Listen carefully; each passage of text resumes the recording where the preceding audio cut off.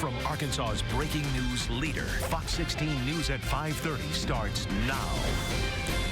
We begin tonight with developing news out of Pine Bluff, where authorities confirm they're working a homicide. We're told just before noon today, officers were called out to a shooting on South Catalpa Street. When they got there, they found 35-year-old Kendrell Laws lying in the parking lot. Police say he was shot and later died at the hospital. There's no suspect information at this time, but we will keep you posted. It's not a registration, but it is. The Biden administration announcing new changes to gun rules this morning, which will soon affect thousands of private sellers of firearms. Good evening and thanks for joining us for Fox 16 News. I'm Kevin Kelly. I'm Donna Terrell. The rule requires anyone who sells firearms predominantly to earn a profit to become federally licensed and conduct background checks regardless of whether they are selling on the internet, at a gun show, or at a brick-and-mortar store. Our Neil Zarang joins us live in studio this evening to explain and share a reaction to this change. Neil, first off, when is this going to go into effect? Kevin, Donna, the Bureau of Alcohol, Tobacco, Firearms, and Explosives will begin enforcing this change in 30 days. It was first proposed in August and received both positive and negative feedback from gun owners and other people, even in the state of Arkansas. For decades, Rick Brashears has been selling and repairing firearms in Lone Oak. He's seen gun regulations strengthened several times. But the most recent rule change by the Biden administration to close the gun show loophole is one he can agree with. We do gun shows, and I have so many people come up now. Do you do paperwork? Yeah, well, I ain't buying from you. The updated rule changes the definition of a person engaged in the business as a dealer in firearms by looking at the reasons private sellers sell their guns and how often they resell guns they purchased. It does not, however, set a number for how many gun sales constitute crossing that line, leaving a question for who needs a license to sell and conduct background checks. People cannot believe the paperwork that is associated with that. And we have to have all that paperwork available to the ATF. The rule change comes a week after the ATF released new data that shows guns trafficked through unlicensed dealers were used in nearly 370 shootings between 2017 and 2021. In that same time period, according to gunviolencearchive.org, there were more than 350,000 shootings. President Joe Biden said in a statement, "This is going to keep guns out of the hands of domestic abusers and felons. Congress needs to finish the job and pass universal background checks legislation now."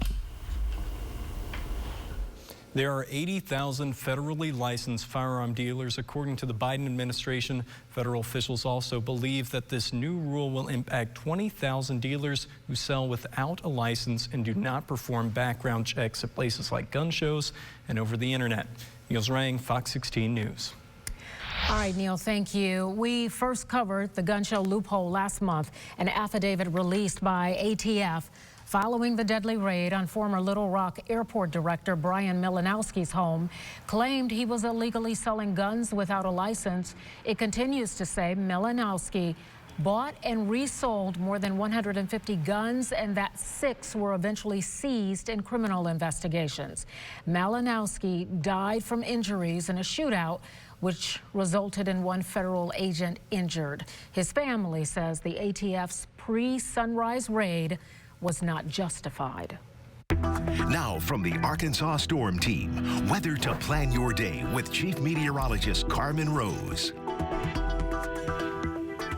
It has been a windy day out there. In fact, wind gusts over 40 miles per hour recorded in Little Rock, over 45 miles per hour to our southeast in Pine Bluff and Monticello. Now, the good news is this wind is going to calm down the later in the evening we go. Currently, we're still dealing with northwesterly wind over 20 miles per hour. That's the case here in Little Rock as well as Stuttgart, Texarkana, Jonesboro, and Fayetteville. But everybody across the state right now is dealing with that that wind. Temperatures have warmed into the 60s and 70s across the state. We're into those low 70s right now in Little Rock. We do have those clouds on satellite indicating more of that southeasterly direction, indicating that northwest wind pushing those farther south and east. So no more rain and no more clouds out there for the most part. We are going to stay clear for this evening. Temperatures dipping down to those 60s, eventually the 50s, and then overnight we will be chilly with temperatures into those low 40s. You'll need the jacket in the morning, but then the short sleeves by the afternoon because we will be warming up with a ton more sunshine. We'll have more on this in a couple more minutes. Kevin. Carmen, thank you very much. A Fox 16 News update now. Questions from the legislature regarding the Board of Corrections and a lack of process in hiring its attorney proving today to be far from over. The main issue at hand is how the board hired its attorney for its lawsuits against the state. The legislative committee claims the contract was written up illegally and goes against the procurement law, meaning they can't sign off on it. Right now, the board's attorney is owed more than $100,000. Members of the board testified today that while they don't believe there was any intent of wrongdoing, there was a lack of process. We didn't stop to really think, you know what, maybe this is not our role and we shouldn't be involved in this. That's what we're trying to do. We're trying to shine a light on the fact that there's no transparency. They're not following the proper statutes and procurement process and all these things that the legislature has created for the people. Legislators say there have also been a number of Freedom of Information Act violations and open meeting violations they're also questioning the board over. Well, day 2 of the fiscal session has officially wrapped up at the state capitol, with lawmakers one step closer to passing a budget for the upcoming year. Lawmakers have a $6.3 billion budget to consider, proposed by Governor Sarah Huckabee Sanders. Today, in the joint budget meeting, or committee meeting, I should say, they approved a resolution to move forward voting on that appropriation. The Senate also approved to move forward with several crypto mining resolutions, looking to change the current state law to ensure Arkansas is not protecting foreign companies owning sites on state land.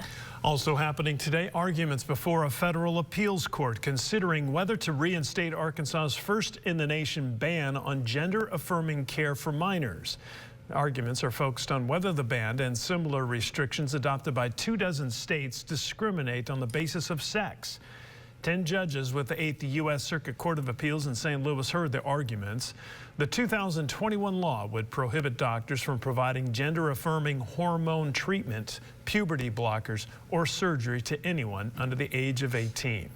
The plaintiffs did release a statement regarding the lawsuit, saying in part, quote, "We stand united in our belief that gender-affirming care is not just medical care, it is life-saving care. This belief is not only ours, but it's also supported by leading medical organizations." New today in national headlines, O.J. Simpson, the former NFL star who was acquitted of murdering his ex-wife in a televised trial that gripped the nation, has passed away at the age of 76. According to his family, he died yesterday following a battle with cancer. Simpson played 11 seasons in the National Football League, but his sports legacy took a back seat in the 1990s after his ex-wife, Nicole Brown Simpson, and Ron Goldman were killed. Simpson's case went to trial in 1995 and was broadcast to millions of viewers around the nation. He was acquitted of both murders in a controversial verdict. 2 years later, he was found liable in a civil lawsuit for the double homicide. But it was a Las Vegas robbery in 2008 that ultimately sent him to prison. Simpson served just over 9 years of a 33-year sentence before being paroled in 2017. Oh, there is more to come tonight. How a Central Arkansas organization is observing National Water Week. Plus, look at the work that's already going into preparing for the state's largest free family festival. When searching